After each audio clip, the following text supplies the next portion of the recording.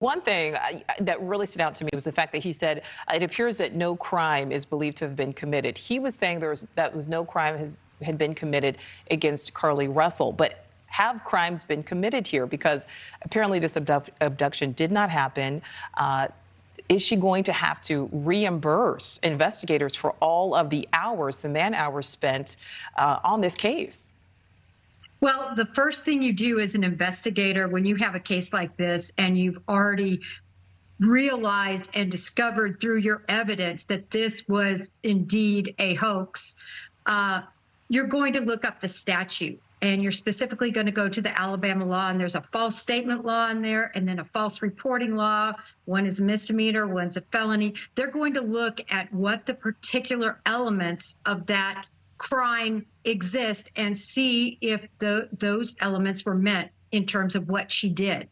They have a lot more investigation to do, certainly, but I think it was very important they addressed the public to let the public know there isn't a safety issue. Jennifer, before we move on here, what stood out the most to you? There were a lot of elements to this story that seemed a little fishy from the start. The toddler that no one else saw, the fact that nobody saw her, taken from the side of the road. But granted, it was dark that night. But what really stood out to you here?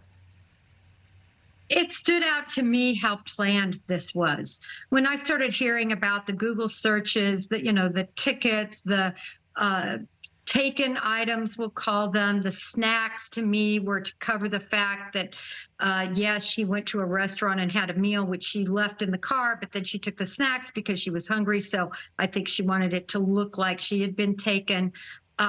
That's what bothers me the most, I guess, just the planning and preparation that went into what I'm going to call a crime.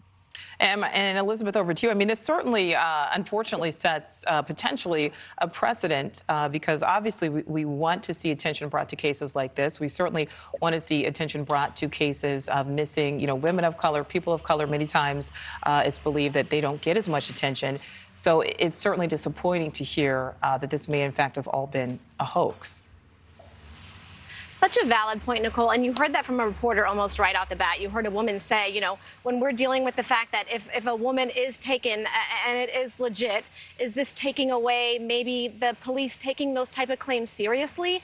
And I think the police chief has a very fine line to walk because obviously he's respecting the family in this time of trauma for everyone, regardless of the circumstances. He went to the parents before the press conference and said, these are the facts that I am going to tell the globe because the whole globe is watching. And the police chief said, you know what, to that response, I am here telling you the facts and I treat every investigation the same, which is why he is out here front and center, went to the family, said, with all due respect, I'm about to go public with this. And that's exactly what he did. And he provided us with hour by hour facts of their investigation and the stuff that he can't tell us because they're still investigating. He will divulge eventually once that investigation is complete. So at the end of the day, he's going to treat all the investigations the same. And we hope that all of the police chiefs around the country would do that. Absolutely. And we're starting to get some answers here. And at the end of the day, we've said it today, we've said it yesterday, we're going to say it. We are happy that Carlee Russell is, in fact, home, safe, and alive. And we'll figure out the rest of it.